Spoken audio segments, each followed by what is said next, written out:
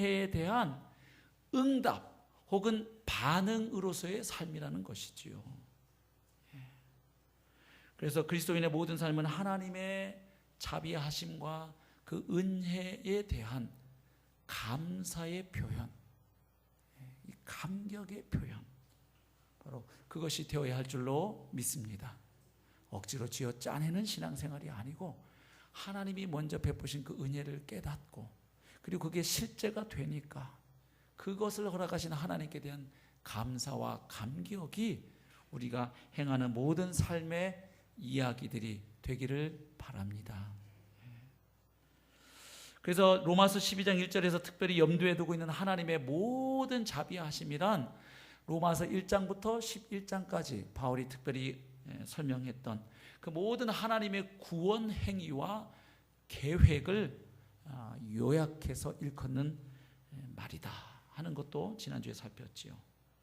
따라서 우리는 모두 그리스도 안에서 우리를 의롭다고 하시고 죄의 권세로부터 해방시키셔서 그 부활하신 그리스도의 은혜로운 통치 안에서 이 땅을 살아가게 하시는 그 하나님의 그 엄청난 자비하심 속에 우리가 살고 있다고 믿습니다. 오늘 살펴볼 말씀은 바로 그런 하나님의 엄청난 자비하심에 대한 우리의 합당한 반응이 무엇이냐 하는 이야기입니다.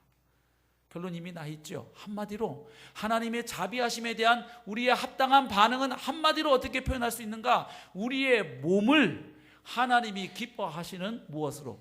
거룩한 산 제물로 드리는 것이다. 이렇게 이야기를 해줍니다. 그러면 여기서 우리 몸을 제물로 드린다는 것이 무슨 뜻일까요? 우리의 몸을 잡아서 죽여가지고 이 제단 위에 올려놓는다는 뜻일까요? 우리 다 서로 잡아가지고 여기 올려주면 나중에 나는 누가 또 올려줘? 서로 자, 이런 말일까요? 몸을 제물로 드려라. 그러니까 너희 죽여가지고 니네 몸을 하나님이 받으신 어떤 제단 위에 올려놓으라. 이런 뜻은 아니지요. 왜 아니지요? 죽기 싫으니까요? 그게 아니죠. 여기 우리 몸을 뭘로 드리라고 했죠? 산 제물. 또 어떤 분들은 돈 주고 산 제물 이렇게 읽으시면 안 되죠. 여기 living이에요. 그러니까 죽어 있는 제물이 아니라 너희 몸을 뭘로 드리라? 살아있는 제물로 드리라고 하시는 거예요. 그러니까 우리 몸을 잡아가지고 죽여가지고 제단 위에 올려놓으라 이런 뜻은 아닌 것이 분명해요. 그런데 여러분 이 표현이 말입니다. 구약의 제사 제도나 바울 당시에 이 그레코 로만 시대의 제사법을 조금이라도 아시는 분이면 이 표현이 얼마나 웃긴 말인지를 아실 수가 있어요. 한마디로 무슨요? 여러분 어떻게 제물이 살아있을 수가 있어요? 이건 마치 무슨 말과 같냐면 뜨거운 얼음 이런 말이에요. 살아있는 제물 하는 말은 뜨거운 얼음 이 말과 비슷한 표현이라 이 말입니다. 여러분 구약에 잘 나타나 있는 것처럼 이 제사의 핵심은 어디에 있느냐? 피 흘림 곧 죽음에 있는 거예요. 히브리서 9장 22절이 잘 말해주잖아요. 그런데 구약 성경을 그 누구보다도 잘 알고 있고 정통한 사도 바울이 어째서 우리에게 너희 몸을 살아있는 제물로 하나님께 드리라 이렇게 말하고 있느냐 하는 것입니다. 복음을 이미 알고 깨닫는 분들은 대답하실 수 있습니다. 누구 때문입니까? 바로 예수 그리스도의 사역 때문이에요. 구약시대의 죄의 용서를 위해서 하나님이 요구하셨던 제사 곧 그 피 흘림을 통한 이 짐승의 죽음과 그리고 그 뿌려지는 피를 통해 드려지는 제사는 예수님의 십자가 희생의 제사로 이미 한 번에 드려졌기 때문이에요. 죄 없으신 예수님께서 자신의 몸을 십자가에 우리 모든 죄인들의 죄를 위한 화목제물로 바치심으로 그래서 제사가 드려짐으로 바로 그 제사는 단번에 영원한 속죄의 제사가 된 줄로 믿습니다. 그래서 이제 더 이상 피를 통한 제사, 짐승의 죽음을 통해 드리는 제사가 필요 없어진 거예요. 예수님께서 십자가로 죄를 위한 구약의 그 모든 희생 제사들을 다 완결시키셨기 때문입니다. 잘 아시는 것처럼 구약 시대의 예배자는 말이죠, 하나님께 나오면서 뭘 가지고 오나요? 이제 형편 따라서 양이나 소, 또 비둘기, 뭐 이런 짐승을, 동물을 제물로 가져옵니다. 가져와 가지고 어떻게 합니까? 그것을 제단에서 죽입니다. 그렇게 해서 하나님께 제물로 바쳐요. 그래서 그 제사 드릴 때 제물만 가져오면 나머지는 제사장이 다 알아서 하는 거 아니에요. 레위기 읽어보시면 그 제물을 가져온 사람이 해야 할 부분이 있고 제사장이 하는 부분이 있고 다 이게 나누어져 있거든요. 그래서 거기 여러 가지 제사가 나오죠. 번제, 속제제, 화목제, 뭐 속건제, 많은 제사, 희생 제사가 나오지만 그 모든 핵심은 동일해요. 어떤 핵심을 가지고 있습니까? 하나는 이거죠. 우리가 하나님 앞에 짓는 죄는 반드시 벌을 받아야 한다. 근데 공의로우신 하나님이 우리가 한 행동 그대로 벌을 다 주시고 심판하시면 거룩하신 하나님 앞에, 공의로운 하나님 앞에 살아남을 육체는 한 사람도 없는 거예요. 죄인 아닌 사람이 없으니까 하나님 앞에서. 그래서 하나님이 어떻게 하십니까? 죄에 대해서 반드시 처벌, 심판은 하셔야 되고 이 사람들은 살려서 다시 하나님과의 관계를 회복시키셔야 되고, 그래서 허락하신 제도가 무슨 제도냐면 제사 제도잖아요. 그래서 내가 받아야 할 하나님의 심판과 진노의 벌을 누가 대신 받는 겁니까? 이 짐승이 대신 받는 거예요. 그래서 이 짐승에게 뭐 합니까? 안수하죠. 나하고 이 짐승을 뭐 하는 거예요?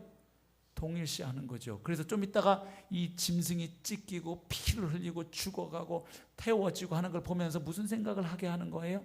바로 내가 저렇게 되어야 할 것을 지금 저 짐승이, 애꿎은 짐승이 내 대신 저렇게 피를 흘리고 하나님 앞에 태워지고 있구나. 이걸 보게 하는 제사 제도죠. 그래서 제사의 핵심이 뭐냐? 하나님이 죽임당한 동물을 뭘로 받으시느냐? 대속물로 받으셔서, 그리고 그 예배자를 살려주시는 거예요. 그리고 용서를 베푸셔서 다시 그와 하나님 사이의 죄로 인해서 막혔던 관계를 다시 뭐 하시는 거예요? 회복하고 복원하시는 거예요. 그런데 그럼에도 불구하고 구약의 신자들은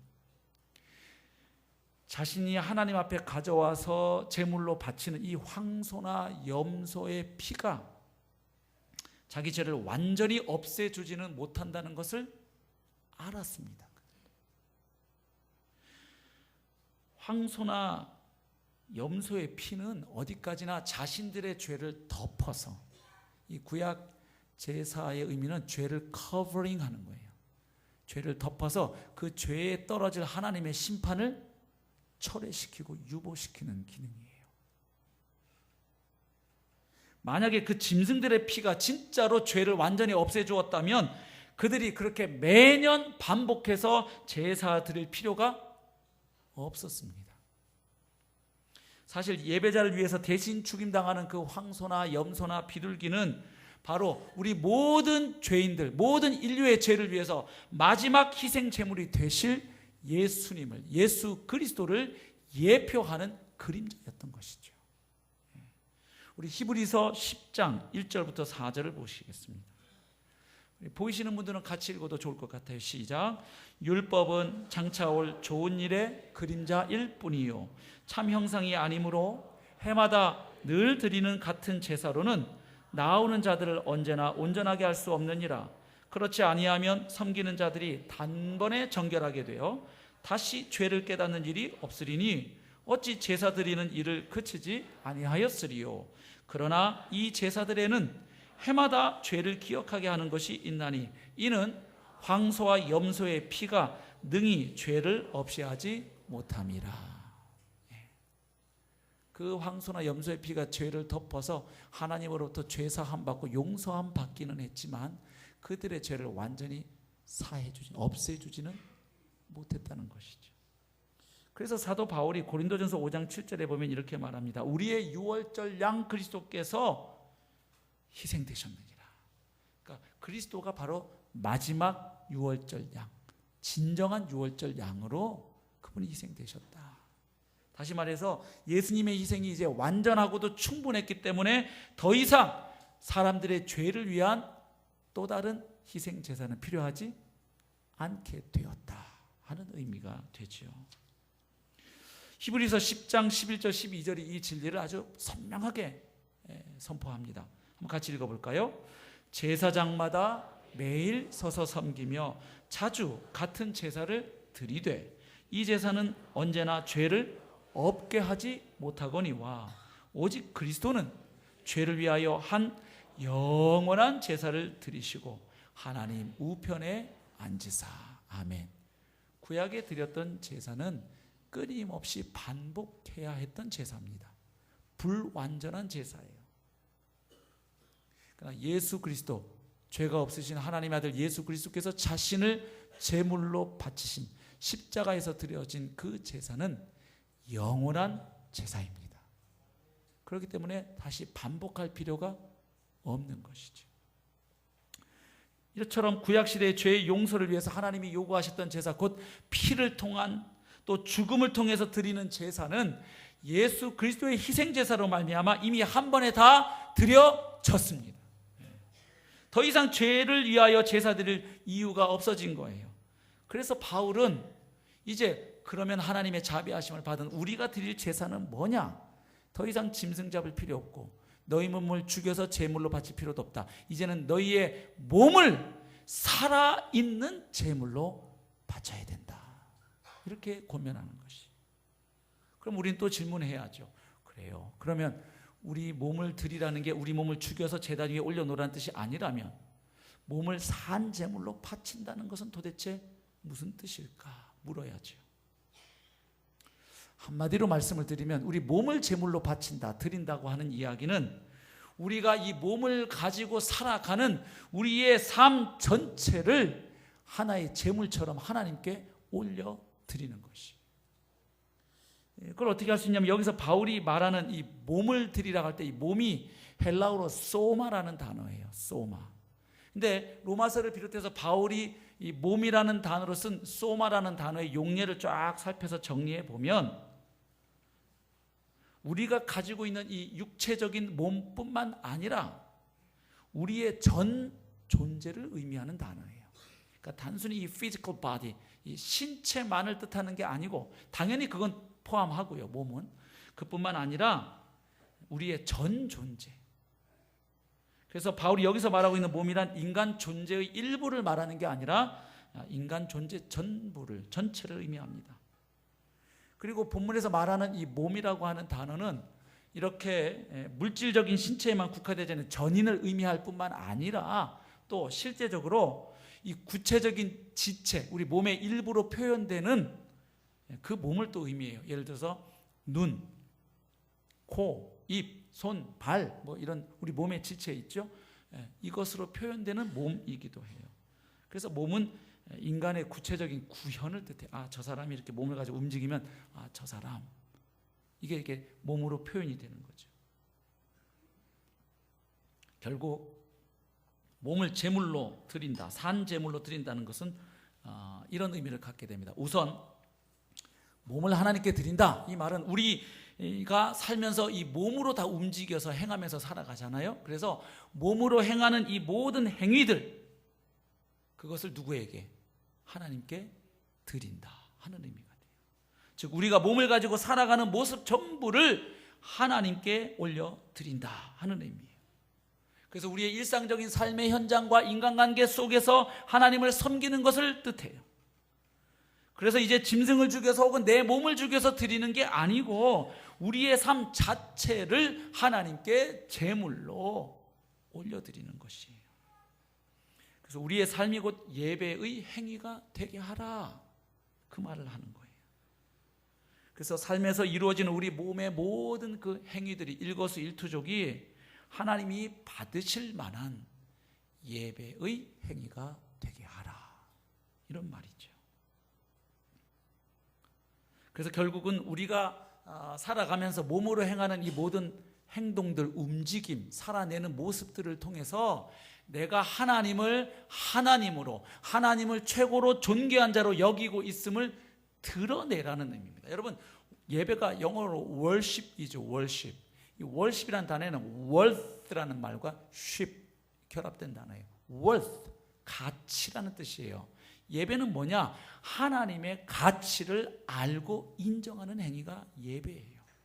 그러니까 하나님이 최고이십니다. 하나님이 창조주이십니다. 하나님이 전능자이십니다. 하나님이 온 우주의 주인이십니다. 그 하나님의 하나님 되심을 고백하고 하나님의 하나님 되심, 하나님의 가치를 인정하는 것이 예배란 말이에요. 그래서 여러분들이 지금 다른 많은 바쁜 일들 움직이면 돈이 생길 수 있는데도 그 일을 놔두고 지금 이 자리에 와서 앉아 계시는 게 뭐냐면 내가 하나님을 나의 주님으로 제가 믿고 있습니다. 이것을 지금 표현하는 거예요. 하나님이 제게는 제일 중요하신 분이십니다. 그래서 몸을 제물로 드리라 이 말은 내가 몸으로 하는 모든 그 행위들을 통해서 부활하신 주 예수 그리스도가 내게 가장 존귀한 분이심을 드러내라는 거예요. 근데 그게 꼭 이런 예배당에 와서 예배드리는 자리에서만 아니라 노동을 할 때 집에서 설거지를 하고 가족들을 위해 음식을 장만하고 청소를 하고 아이들을 키우고 돌보고 노동을 하고 공부를 하고 그 모든 행위들을 통해서 내가 가장 존귀히 여기는 분이 바로 하나님인 것을 그 모든 삶의 모습들을 통하여 드러내라. 그러니까 이 말은 일상적인 것들을 하나님 앞에서 하라는 의미도 되는 거죠.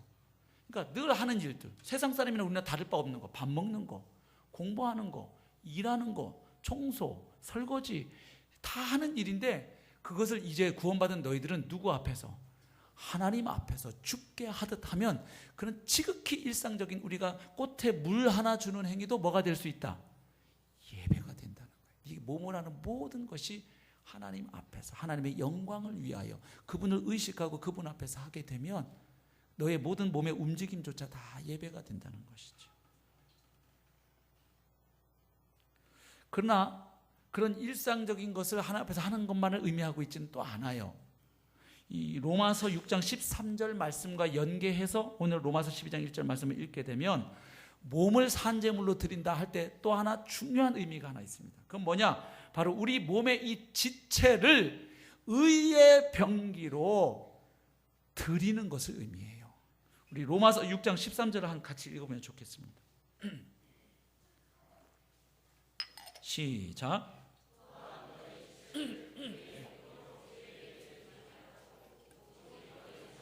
죽은 자 가운데서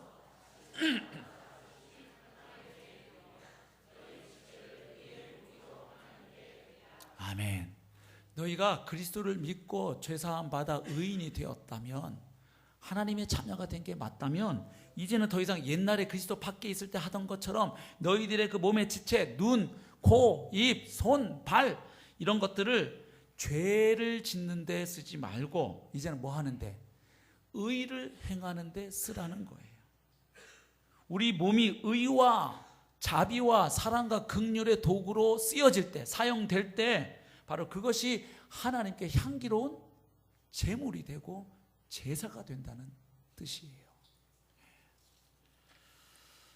가령 우리의 발이 하나님의 길로 향하고 우리의 입술이 진리를 말하고 우리의 손이 넘어진 자를 일으켜주고 우리의 팔이 외롭고 사랑받지 못한 자들을 사랑으로 감싸 안고 우리의 귀가 고뇌에 지친 자들의 그 부르짖음과 신음소리를 듣고 우리의 눈이 겸손하고 끈기 있게 하나님 그분을 바라볼 때 그 모든 우리의 몸으로 행한 행위들이 하나님께서 기뻐 받으시는 제사가 되는 줄로 믿습니다. 특별히 또 로마서 3장 10절부터 18절을 보면 이 말씀의 의미가 더 뚜렷이 드러나게 됩니다. 그 로마서 3장에 보면 유대인 이방인 할 것 없이 모든 하나님 떠난 인생들이 다 죄인이고 그 죄인된 자들이 어떤 모습으로 살아가고 있는지 이 죄인된 인간의 실존을 파헤칩니다. 한마디로 그 몸을 철저하게 뭐 하는 데 쓴다? 죄의 도구로 몸을 쓴다는 거예요. 로마서 3장 10절부터 제가 읽겠습니다. 기록된 바 의인은 없나니 하나도 없으며 깨닫는 자도 없고 하나님을 찾는 자도 없고 다 치우쳐 함께 무익하게 되고 선을 행하는 자는 없나니 하나도 없도다. 그 다음 잘 보십시오. 그들의 목구멍은 열린 무덤이요, 그 혀로는 속임을 일삼으며 그 입술에는 독사의 독이 있고 그 입에는 저주와 악독이 가득하고 그 발은 피 흘리는데 빠른지라. 파멸과 고생이 그 길에 있어 평강의 길을 알지 못하였고 그들의 눈앞에 하나님을 두려워함이 없느니라 함과 같으니라.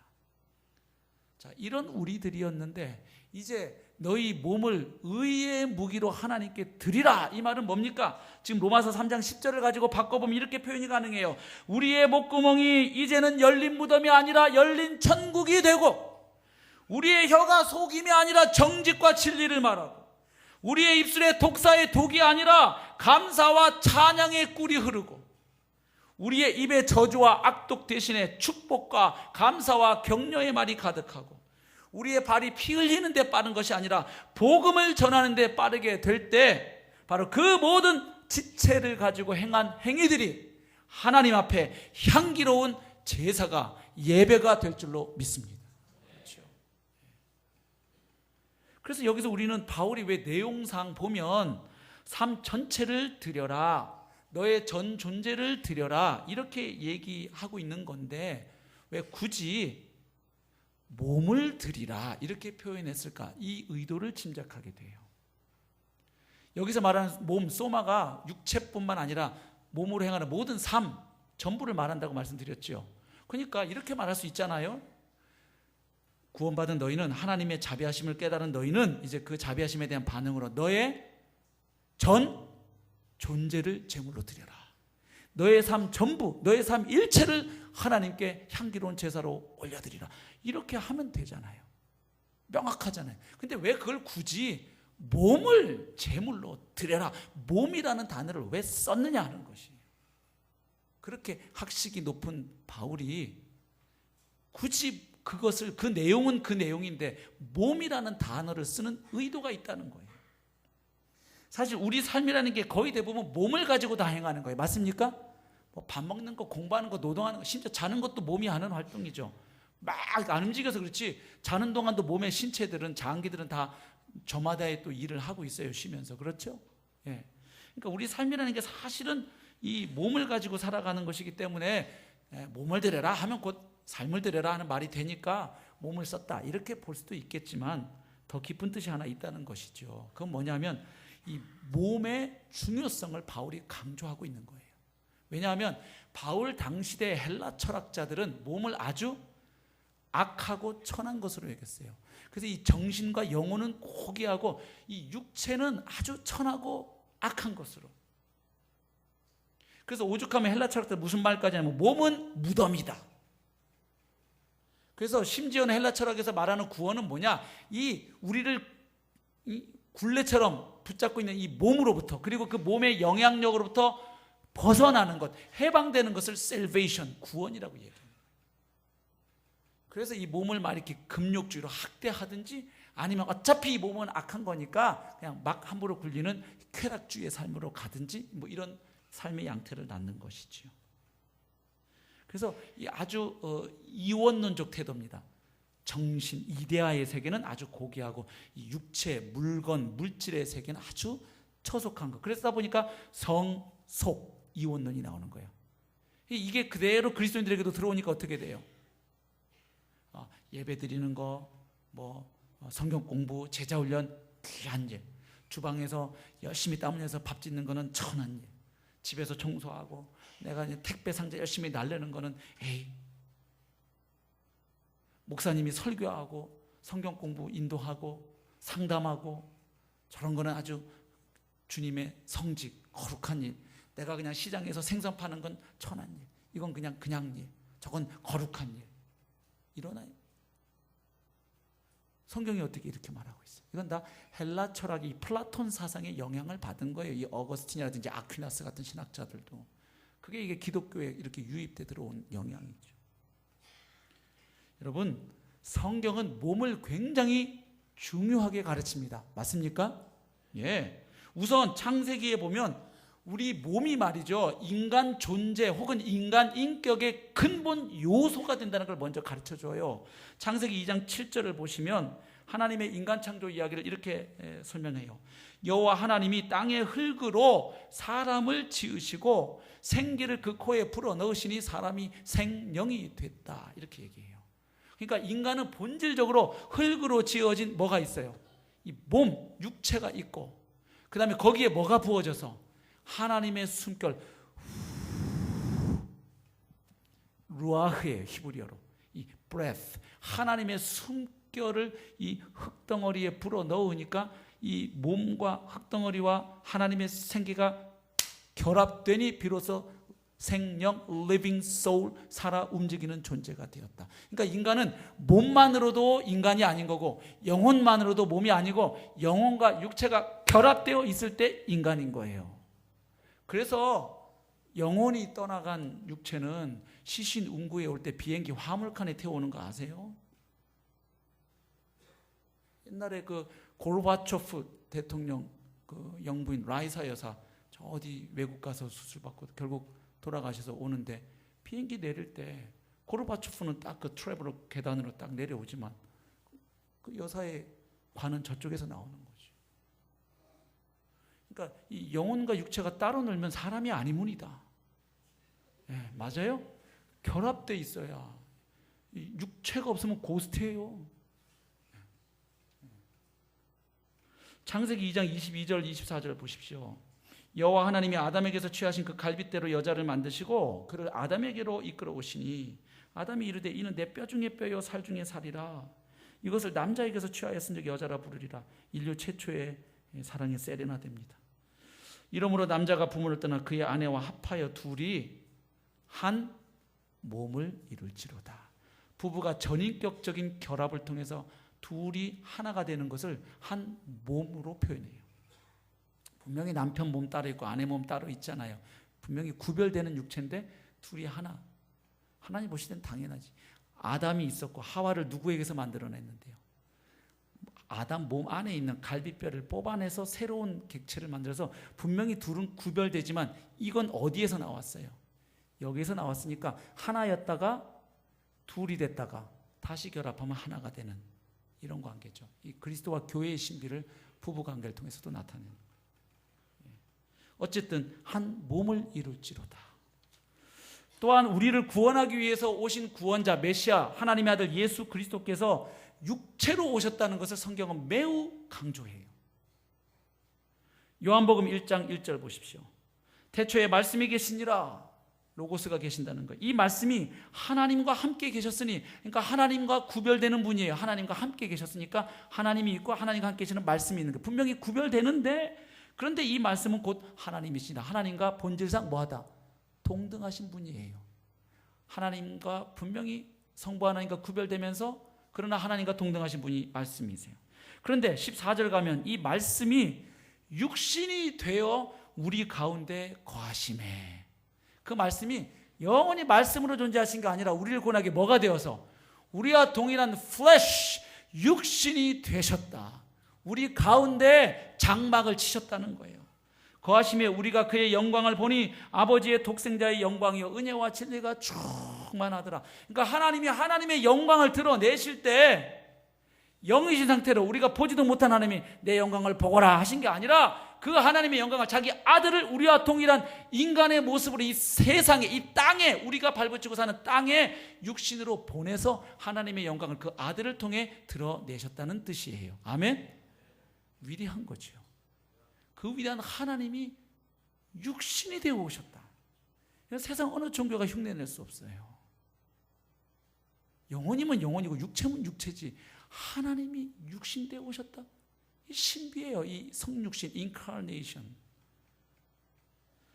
요한일서 4장 1절 보시면 사랑하는 자들아 영을 다 믿지 말고, 여러분 영을 다 믿으면 안 됩니다.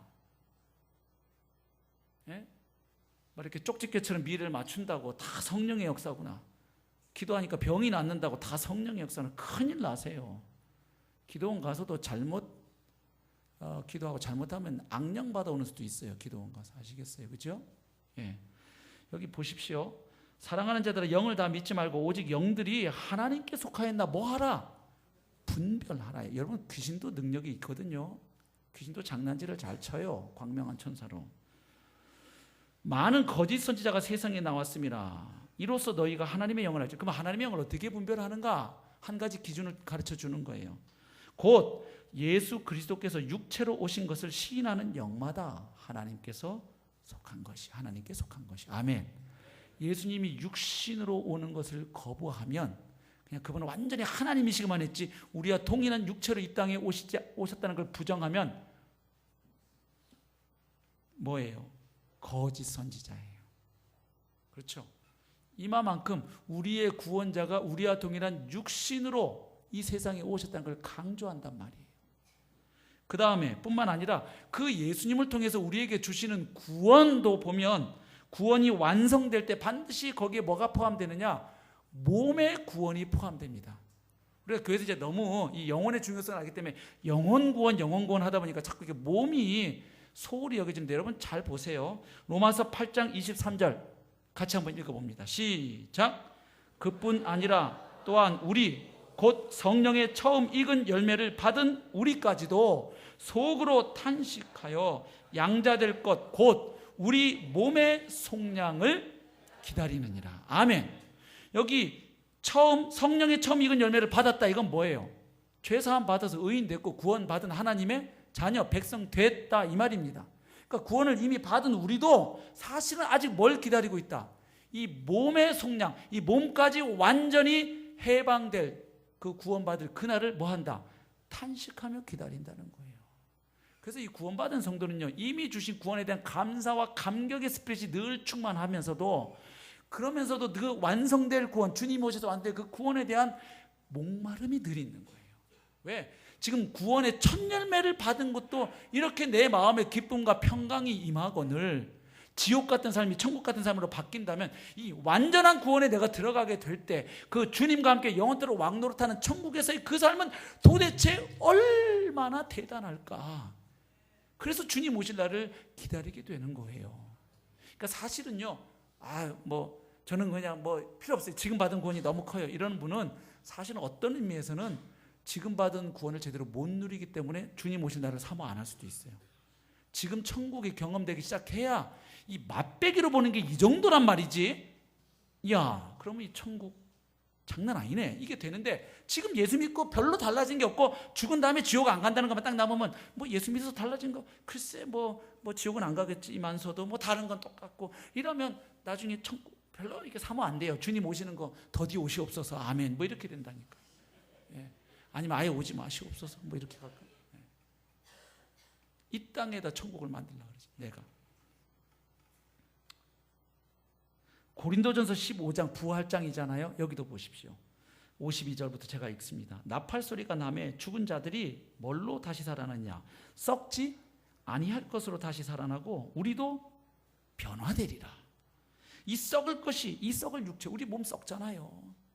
반드시 썩지 아니할 것을 입겠고 이 죽을 것이 죽지 아니함을 입으리로다. 이 썩을 것이 썩지 아니함을 입고 이 죽을 것이 죽지 아니함을 입을 때에는 사망을 삼키고 이기리라고 기록된 말씀이 이루어지리라. 아멘. 이 구원이 아직 우리 앞에 남아 있는 거예요. 아직 구원이 완성되지 않았어요. 시작되었지만. 빌립보서 3장 21절은 같이 한번 읽겠습니다. 시작. 그는 만물을 자기에게 복종하게 하실 수 있는 자의 역사로 우리의 낮은 몸을 자기 영광의 몸의 형체와 같이 변하게 하시리라. 아멘. 그러니까 여기 지금 낮은 몸은 뭐예요? 지금 이 몸이에요. 병균에 취약해서 조금 무리하고 조금 환절기 되면 감기 걸려 골골하고 암에 걸리고 몸살 나고 조금 와서 승용차가 나 이쁘다고 키스해주면 뼈 부러지고 이 낮은 몸이에요. 그냥 아파트 6층에서만 뛰어내려도 그냥 그대로 가시고 이 낮은 몸을 뭐와 같이 자기 영광의 몸의 형체, 즉 주님이 들어가신 그 부활의 상태에 우리도 장차 들어가게 될 줄로 믿습니다. 그것에 대한 보증수표 첫 열매로 부활하신 분이 누구예요? 예수 그리스도. 그러니까 주님이 부활 안 하셨으면 우리가 이 믿음을 우애 가져요.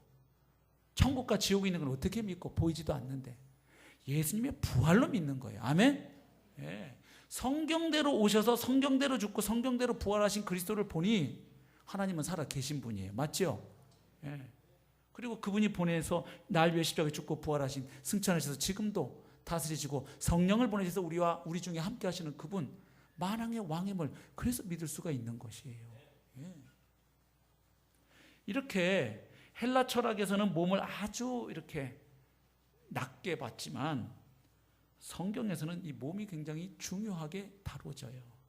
그래서 신앙생활하면서 몸을 함부로 다루는 분들은 이 신앙생활을 옳게 하는 게 아닙니다. 네, 영혼이 중요하지 않고 몸 막 매일 씻지도 않아가지고 한 달 동안 안 씻어서 냄새 막 풍기고 막 그냥 몸에 나쁜 거는 막 알코올을 막 들이붓고 막 몸을 굴뚝 공장 만들어서 계속 막 굴뚝 피워내고 막 하여튼 밤늦게 하여튼 하나님 잘하고 하는 시간에 그냥 어제도 우리 춘천 갔다가 밤 12시 반에 강서구청 앞에 지나오는데 불야성이에요. 거기는 아주 한낮이에요. 온갖 룸살롱 카페가 아주. 주여 이 소돔과 고모라를 불쌍히 여기서 기도하면서 지나왔는데 그냥 밤이 됐는데도 한낮인 줄 알고 노라 제끼고 그러면 그 신앙생활은요, 그 옳은 신앙생활이 아니죠. 우리 몸은 성령이 거하시는 성전입니다. 그래서 기본적으로 우리 건강관리도 잘 하셔야 돼요. 근데 또 건강관리가 인생의 목표가 되면 안 되겠지. 아주 그냥 몸 만들기에 아주 온 시간을 다 들여서 그냥 몸 만들기 위해서 하는 분들이 있어요. 이런 피트니스 클럽에 가면 그냥 자기 성난 등 근육 하나 생길 때마다 거울 보면서 흐뭇해하면서 아싸 오늘도 여기 한 줄기 만들었다 막 이러면서 끝나고 나서 또 단백질 쫙 만들어져라 막 먹고 막. 이건 아니겠지만 기본적으로 운동을 하고 좋은 음식 이왕이면은 선택할 수만 있다면 좋은 음식 몸에 좋은 거 이왕이면 먹고 잘 자고 관리 잘 해야 돼요. 기본적으로는 그렇죠? 그러나 이제 주님이 복음 예수님 나라에서 조금 무리하라고 할 때 그때 또 몸 뭐 천년만년 가져갈 건 아니니까 또 그럴 때 좀 힘겹게 또 하나님이 하라고 할 때 예 그리고 뭐 관리한다고 천년 사는 건 아니에요. 우리가 아무리 건강 관리해도 여기 200년 사실 분 제가 없다니까 볼 때 어차피 제한된 시간 이거 가지고 주님 섬기다 우리는 가는 거예요. 그분 앞에 맞죠? 예. 그러니까 이거 있는 동안 이 몸 가지고 하나님을 기쁘시게 해드려야죠. 이렇게 몸을 중요하게 생각하는 바울이 바로 그렇게 너희들이 몸을 드리는 게 뭐라고까지 표현하느냐, 영적인 예배다 이렇게 표현하는 거예요. 거기 돼 있죠? 12장 1절 이는 너희가 드릴 영적 예배니라.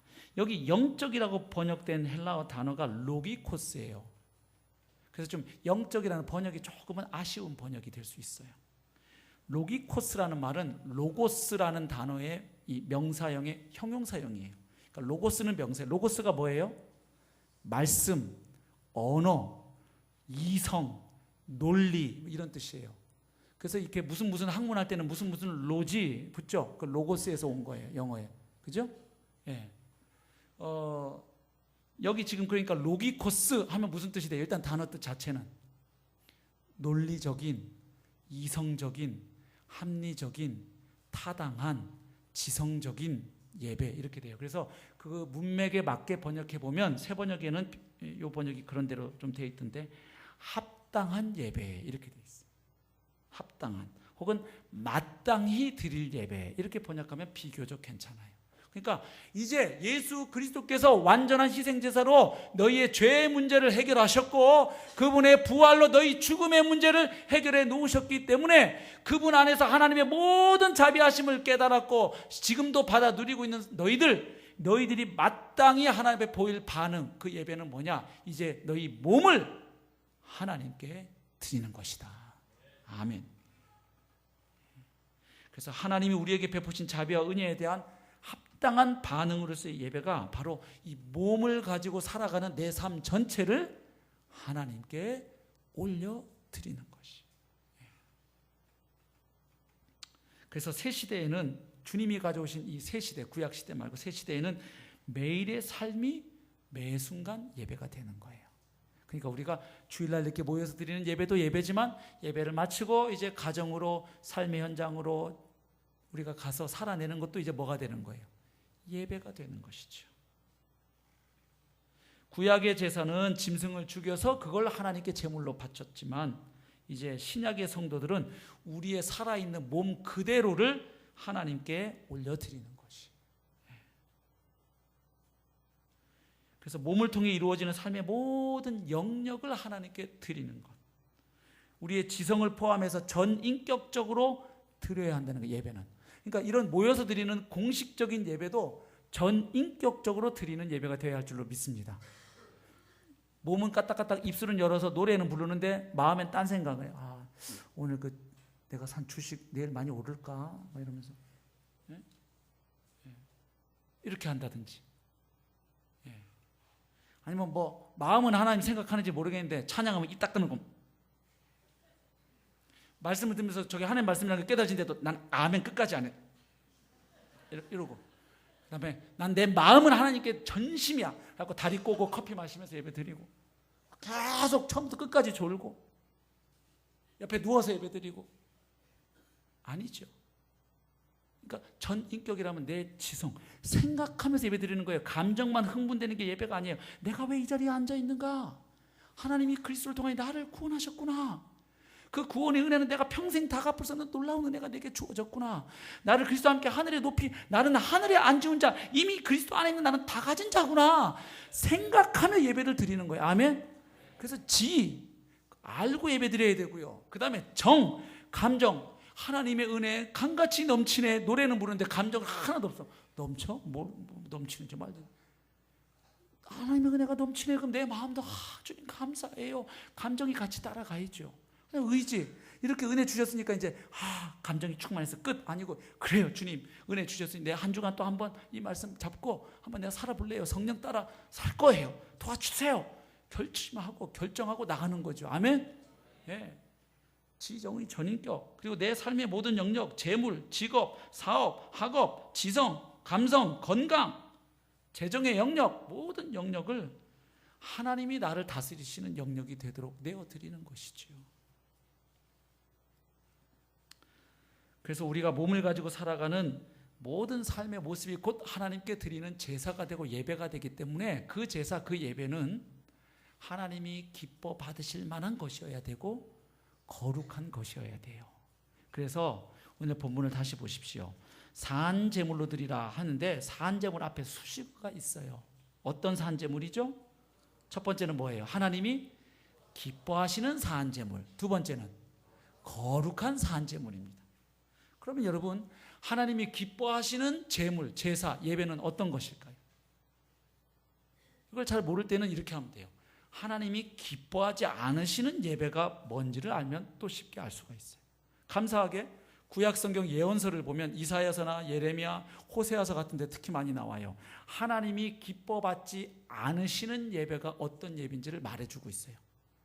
그래서 여러 가지 얘기를 하는데 그걸 쫙 핵심을 쥐어짜면 두 가지 예배를 하나님이 아주 싫어하셔요. 첫 번째는 뭐냐면 이 마음의 변화 없이 입술로만 드리는 제사를 아주 싫어하셨어요. 또 한 가지는 성전 안에서는 아주 성대하게 거룩하게 예배를 드리는데 성전 밖에 딱 나가면 하나님과 상관없이 살고 사회 정의를 무시하고 드리는 그 제사, 하나님이 이제는 그만, 이거 지겹다, 이렇게 말씀하세요. 그래서 여러 군데 말씀이 많이 나오는데 한 곳만 좀 보고 지나가려고 해요. 이사야 1장을 봅니다. 11절부터 17절. 여기 이사야 선지자가 너희들이, 하나님의 백성이 너희들이 왜 이렇게 고통당하는 줄 아느냐?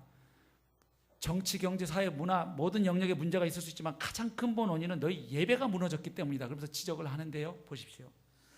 여호와께서 말씀하시되 너희의 무수한 재물이 내게 무엇이 유익하뇨? 나는 순양의 번제와 살진 짐승의 기름에 배불렀고 나는 수송아지나 어린 양이나 순염소의 피를 기뻐하지 아니하노라. 그들이 가져오는 거 기쁘지 않다는 이야기입니다. 너희가 내 앞에 보이러 오니 이것을 누가 너희에게 요구하였느냐? 내 마당만 밟을 뿐이다.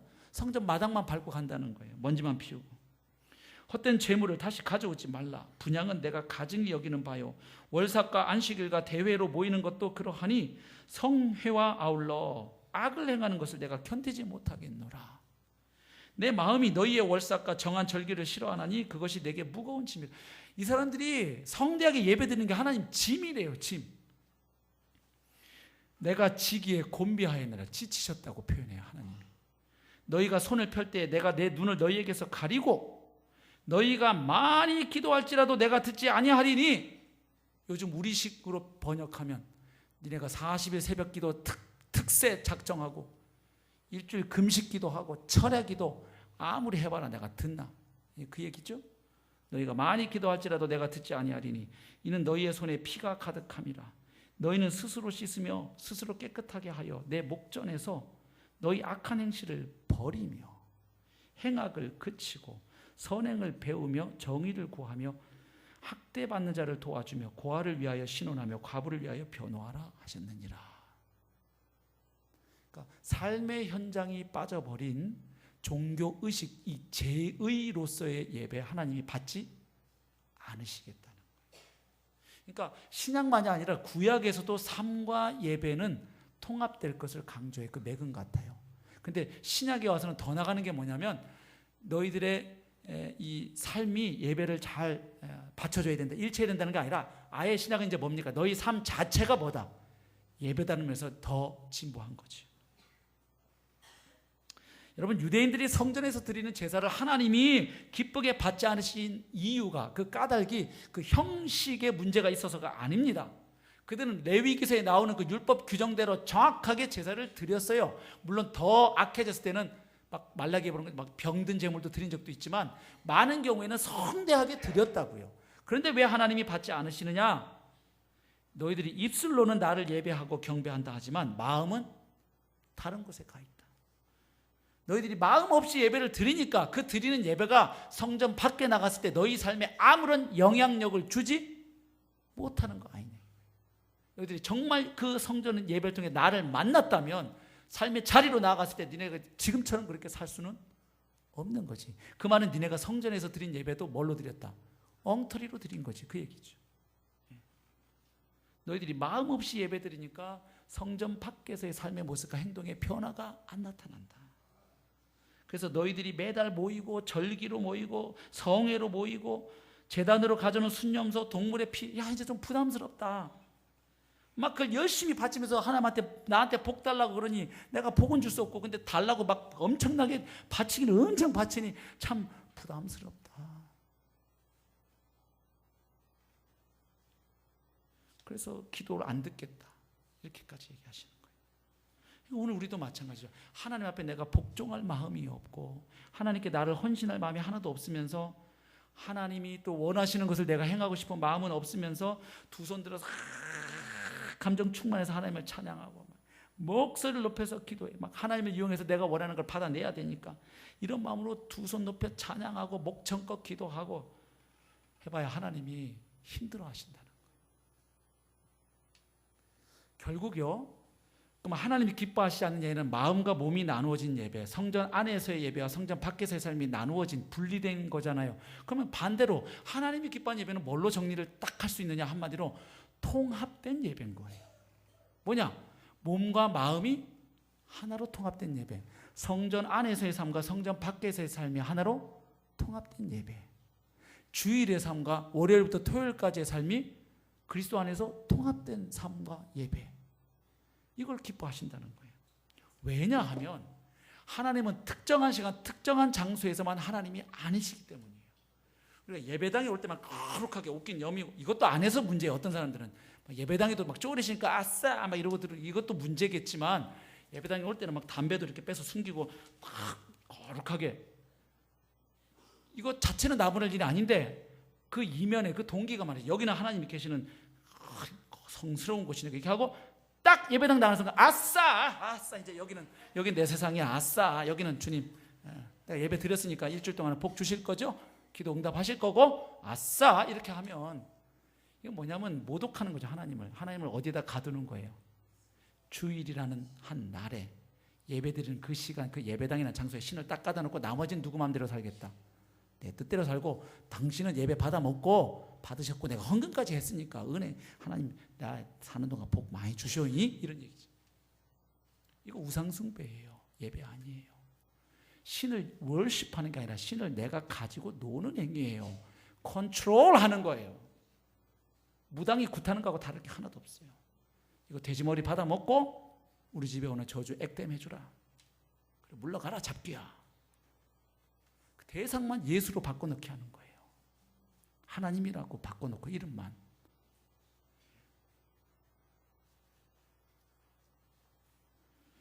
그래서 이 공예배도 내 마음과 몸이 통합돼야 되는 거예요. 내 마음이 정말 하나님을 귀하게 여기면 내 몸가짐도 바로 해야지. 다리 대고 커피잔 딱 갖다 놓고 뭐 스타벅스 갖다 놓고 막 내가 무슨 영화 보러 들어왔나? 예배 쇼 보러 온 거 아니잖아요. 그리고 막 생각은 계속 딴 생각해. 집에 가스불은 잠궜는가? 주식은 얼마나 올랐을까?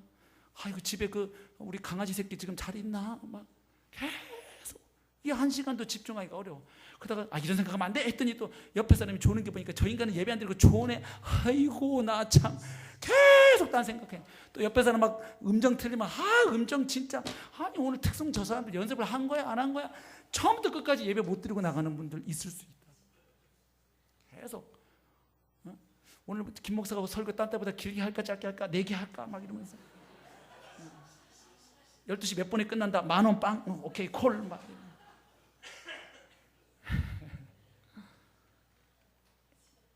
몸과 마음이 예배 자리에서도 하나로 통합되고 예배당 안에서와 밖이 주일과 평일이 학교에서 가정에서 집에서 군대에서 학원에서 우리 가는 모든 삶이 하나님의 보호와 통치 안에 있는 하나님의 영토임을 믿습니다.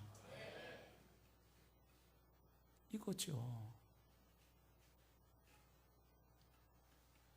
그래서 저희 좀 기도해요. 저도 지하철 뭐 자주는 못해도 타다가 하나님 여기서 막 자리에 앉아가지고 여기 앞에 막 노인분이 계시고 이 만삭 임산부가 있는데도 그거 모르고 막 침 흘리고 질질 조는데 갑자기 우리 성도가 저를 보고 목사님 안녕하세요. 그러면 얼마나 제가 거기서 그래서 그런 일 안 일어나게 주시옵소서 기도하는 거예요.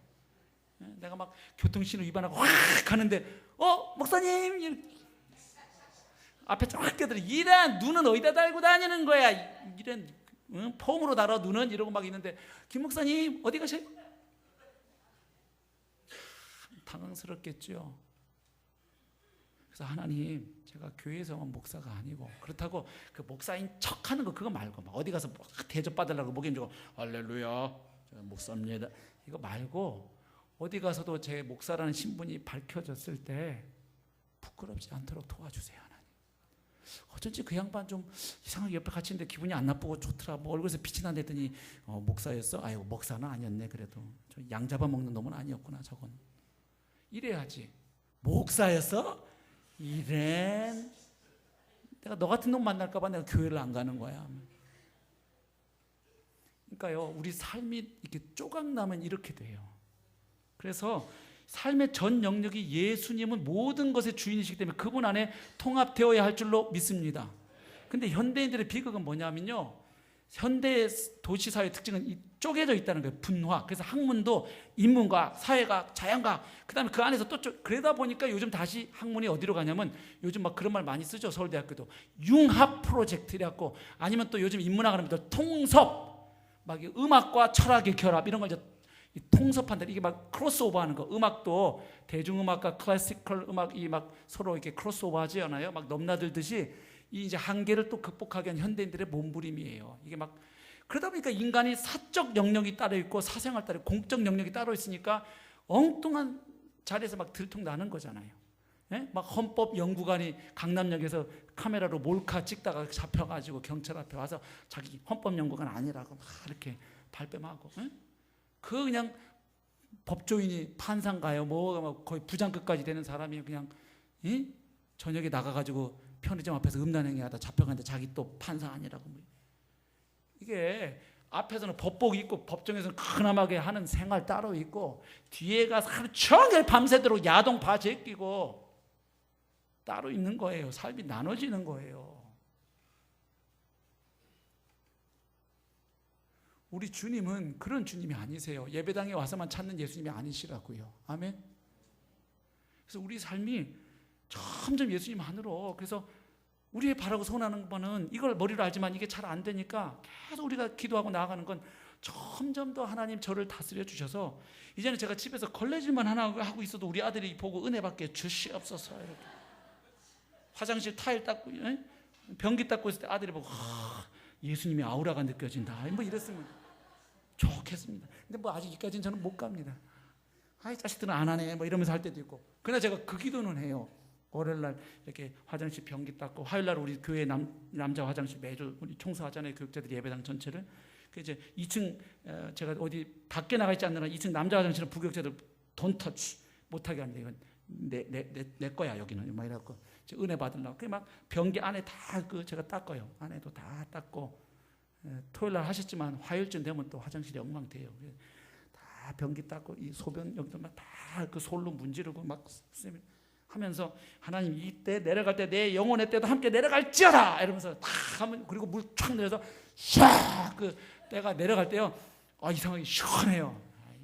이 영혼의 또 세상 살면서 또 때 묻고 또 하나님 뜻대로 못 살고 또 막 혈기 이거 같이 그냥 쓸어 내려갈지어다. 그러면 샥 얼마나 상쾌, 육회, 통쾌. 육회, 상쾌, 통쾌인가요? 그 기도는 제가 해요. 하나님 이것도 예배입니다. 제가 있지만 청소하는 거. 그리고 막 애 공부 가르쳐 주다가 막 힘들어서 막 피곤한데도 가르쳐 주는데 툭툭거리면은 야 하지 마 이게 치운데 이거 영어 가르쳐 주는 것도 예배인 줄 믿습니다. 이 자아를 십자가에 처리하여 주시옵소서. 이게 할 때가 많아요. 이 공부 가르치다 보면 열받을 때가 많아요. 이상하게. 서로 좋게 만나가지고 한 15분 뒤에 서로 막 얼굴 쎄해가지고, 여러분 가정에서는 그런 일이 없나 봐요. 어떤 집은 그런 집도 있어요. 예배하러 모였대 애들이 빨리 안 오면 아빠가 열받아 확 집어던지고 치워, 오늘 예배 집어치워. 이런 일 있을 수가 있어요. 당연해요. 우리가 그런 존재예요. 남의 집만 있는 일이 아니에요. 그럼에도 우리가 포기하지 않는 것은 하나님의 열심 때문이에요. 하나님이 계속 우리를 빚어가기 원하세요. 성령께서 쉬지 않고. 그래서 하나님께 드린 제사는 이렇게 하나님이 기뻐하시는 제사고, 또 하나가 거룩한 제사인데, 거룩하다는 건 한마디로 간단히 정리할 수 있어요. 구별되었다는 거죠. 구별되었다. 그래서 하나님께 드리려고 따로 구별해 놓은 거. 그러니까 내 삶을 거룩하게 드리는 건 내 삶을 갈라서 하나님께 구별해 드리는 것인데, 조금 더 구체적으로 말하면 이 세상 사람들의 세계관, 가치관, 그 삶의 방식과 다른 하늘 백성다운 삶의 방식으로 구별되게 사는 걸 말해요. 맞죠? 예. 그래서 구약에서도 하나님께 바칠 제물을 짐승들은요 따로 키웠어요. 예. 그리고 추수하면 먼저 드릴 거 딱 구별해 놓고 좋은 걸로, 정함이 없고 결함이 없고 깨끗한 짐승 골라서 드렸단 말이죠. 우리 삶을 구별해 드리는 것, 말씀을 맺죠. 오늘 결론이 뭡니까? 이거죠. 하나님의 자비하심과 그 은혜에 대한 반응, 혹은 이 응답으로서의 삶은 한마디로 무슨 삶이냐? 그 합당한 반응이 뭐냐? 예배하는 삶이라는 거예요. 그럼 그 예배하는 삶은 뭘 말하느냐? 내 몸을 하나님께 산 제물로 바치는 걸 말해요. 그럼 결국 여기서 뭘 정리할 수 있느냐? 예배의 본질은 몸드리기예요. 따라해 보십시다. 예배는 몸드리기이다. 내 마음만 하나님을 향하면 되지. 주님은 그렇게 얘기해요. 네 몸을 드리라는 거예요. 그래서 여러분 조금만 더 말씀드릴게요. 이거 제가 이번 주에 많이 묵상한 내용인데요. 이 몸을 드리는 걸 가지고 계속 한 주간 씨름하다 보니까 하나님이 제게도 믿음의 현주소를 막 이렇게 들추어내시는데요. 참 주 앞에 엎드려 기도하지 않을 수가 없었어요. 몸을 드리는 거야, 아들아. 삶 전부가 하나님께 예배다. 이것도 맞지만 몸을 구체적으로 하나님을 위한 일, 지체를 위한 일, 어떤 그 의의 도구로, 자비와 사랑과 긍휼의 도구로 내 몸을 드리는 걸 예배라고 말씀하시는 거예요. 아멘? 그러니까 내 몸이 안 움직여지고 내 마음, 나 하나님 얼마나 사랑하는데요. 그거 아니라는 거지요. 근데 우리는 자꾸 어떻게 생각하냐면 내 마음에 이렇게 있으면 그냥 하나님 나 예배하고 있다고 생각해요. 근데 희한한 건 남들이 나에게 대한 마음이 어떤지를 판단할 때 우리는 그 사람의 몸을 보고 판단해요. 그 사람이 내 앞에서 막 침을 틱틱 뱉는다. 나를 별로 중요하게 생각 안 하는구나. 그리고 나랑 얘기하면서 눈을 한 번도 안 마주쳐. 나를 별로 좋아하지 않는구나. 우리는 그 사람 마음을 들어가서 못 보니까 뭘 갖고 판단해요? 몸가짐, 태도, 행동을 보고 판단하거든요. 근데 희한하게 우리가 하나님이 나를 보실 때는 중심을 보시는 분 아닙니까? 이래가지고 몸은, 근데 하나님이 이렇게 보니까 니네 몸과 마음은 따로일 수가 없다. 네 마음 가는 곳에 보물도 있다 그러셨죠. 그죠? 인간은 마음 따로 몸 따로 가는 존재가 아니에요. 그래서 여러분 보세요. 이제 오늘 이걸 우리가 좀 진지하게 결단했으면 좋겠어요. 저도 그 작업을 하고 올라왔어요. 내가 일주일에 정말 하나님을 위해서 모든 삶이 예배죠. 길거리 걸어가는 것도 예배고 꽃에 물 주는 것도 예배, 다 예배지만 특별히 내 몸을 이 일주일 168시간 중에 구별해서 하나님을 위하여, 성도들을 위하여, 이웃들을 위하여 이렇게 몸을 내가 구체적으로 드리는 게 과연 얼마나 되느냐. 내가 일주일에 정말 예배를 몇 번 드리느냐, 기도의 자리에 몇 번 나가냐, 내가 정말 하루에 말씀을 얼마나 보느냐, 지체를 위해서 내 몸을 얼마나 내어주느냐. 이 실제 데이터를 좀 뽑아볼 필요가 있어요. 저도 뽑아보니까 충격이에요. 제가 생각하는 것보다 훨씬 적어요. 생각에는 하루 종일 기도하는 것 같은데 아니, 정확하게 시간 뽑아보면 내가 말씀 정확하게 그 말씀 읽고 그 말씀 앞에서 전제로 하는 말씀을 받아 읽는 시간 생각보다 적더라고요. 근데 여러분 이거 아세요? 정말 중요하다고 생각하면 그 일을 우리는 합니다. 여러분들 아이들 키우면서 열받을 때 많지만 어떨 때가 있어요. 뭐 이 행동에 좀 변화가 필요해. 이 아이가 좀 개선해야 돼. 그래서 이거 이렇게 해라, 이렇게 하지 마라, 이렇게 훈육을 하거나 훈계를 하거나 잔소리를 할 때 애들이 보통 뭐라고 딱 받아쳐요? 알아요 이럽니다. 그렇죠? 오늘 그 얘기를 가면서 알아? 야, 이거 되게 고약한 말이구나. 네가 진짜 아는 거야? 예를 들면 친구하고 약속 시간 늦지 않고 지키는 게 중요한 거 저 알아요. 근데 계속 지가 그래. 그럼 이거 진짜 아는 거예요? 모르는 거예요?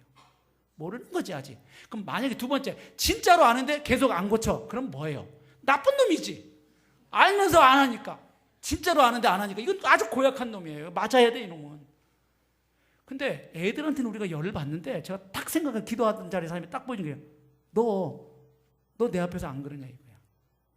너 정말 이 악하고 없는 데서 복음을 살아내고 거룩하게 살기 위해서 복음 없이 또 기도 없이 말씀 없이는 못 사는 거 너 정말 믿냐? 네. 그리고 정말 너 하루하루 삶이 네 목회가 나로부터의 능력과 지혜가 없으면 한순간도 할 수 없는 걸 진짜로 믿냐? 그러면 너 잠을 포기하더라도 내 앞에 기도하냐?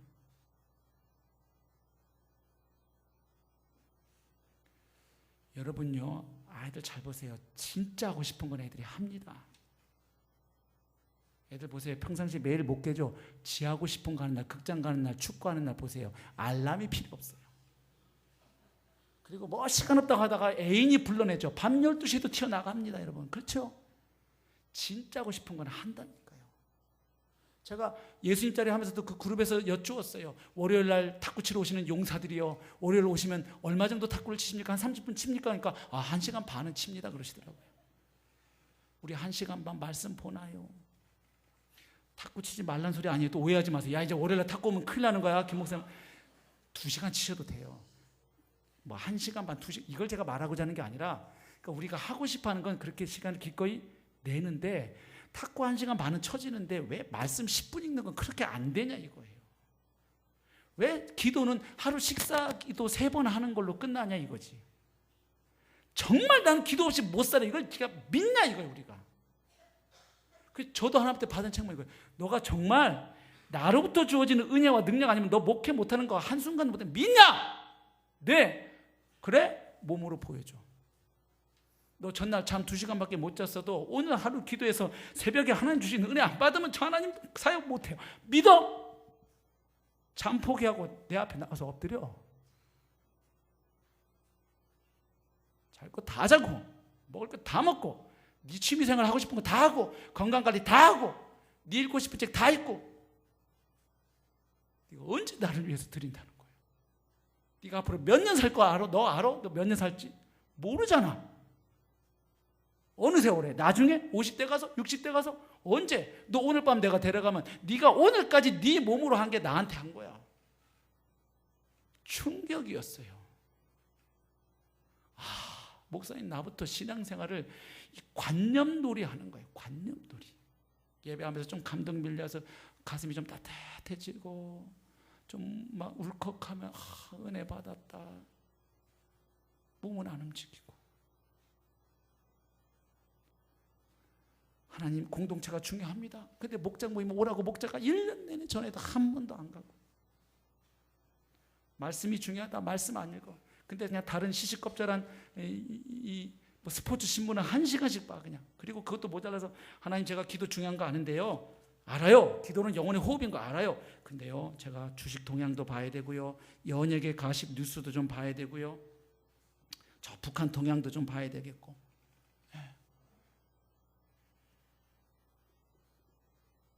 그런 게 죄라는 이야기 아닙니다. 우리 사는데 그게 다 삶을 이루고 있는 내용이에요. 우리가 밥하는 거, 청소하는 거, 공부하는 거, 리포트 쓰는 거, 그게 다 예배잖아요. 근데 그 중에 특별히 내 몸을 하나님께 드리니라 과연 우리가 얼마나 생각하니 이거예요. 늘 생각만 해요. 기도해야지, 전도해야지. 목사님 저부터도 전도를 안 하고 있더라고요. 그래서 제가 한 3, 4주 전부터 결정한 게 있어요. 하루에 적어도 한 번 이상은 예수 그리스도를 증거하고 잠자리 든다. 그래서 지금 하고 있어요. 교회에서 같이 전도하러 나가는 시간에도 하고, 뭐 오는 시간에든. 그래서 어떻게 하다 보니까 저녁 무렵까지 됐는데 한 번도 못 잤으면 어떤 수라도 방법을 내가지고 짧게라도, 심지어는 문자로라도 전화라도 걸어가지고 예수님 부활하셨다, 그 예수가 인생의 백문일답 해답이시다, 하여튼 한 번이라도 하고 제가 잠자리에 들랍니다. 이게 우리 생각하고 많이 우리 삶이 따로 놀아요. 이걸 냉정하게 한번 비춰보면 나옵니다. 그냥 나 잘하고 있을 때는 모르는데요, 하나님의 진리비답에서 내 몸을 실제로 168시간 중에 의의 병기로 드리는 거 한번 뽑아보세요. 시간 없다고 하는데 내 하고 싶은 건 다 하고 살아요. 우리 정말 내가 중요한 경조사가 아무리 바빠도 부득이하게 내가 병원에 입원했거나 무슨 어쩔 수 없는 불가항력이 아니면요, 우리 갑니다. 그 결혼식장, 장례식장 바빠도. 근데요, 하나님을 위한 어떤 시간 내기는 굉장히 어려워요. 내 몸을 위해서 등산 간다니까요, 우리가. 그러니까 그래서 안 가는 건 괜찮아요. 그래서 내가 하나님을 여기까지 사랑하는, 별로 사랑 안 하고 이렇게 하면 좋은데, 문제는 아니에요, 제가 그래도 하나님 얼마나 사랑하는데요, 이런다는 거예요. 저부터가. 이거 냉정하게 비춰보자는 거예요. 예배는 몸 드리기예요. 한번 다시 하겠습니다. 예배는 몸 드리기이다. 우리 찬송하고 내 몸을 그동안 어떻게 드려왔는지, 앞으로 좀 어떤 변화가 필요한지, 내가 알고 있다고 생각하는 걸 내 몸으로 어떻게 움직여 볼 것인지 우리 좀 결심하고 성령께 좀 의탁했으면 좋겠어요. 좀 도와달라고. 내 힘만 갖고 안 되니까요. 우리 같이 찬양합시다. 나의 모습.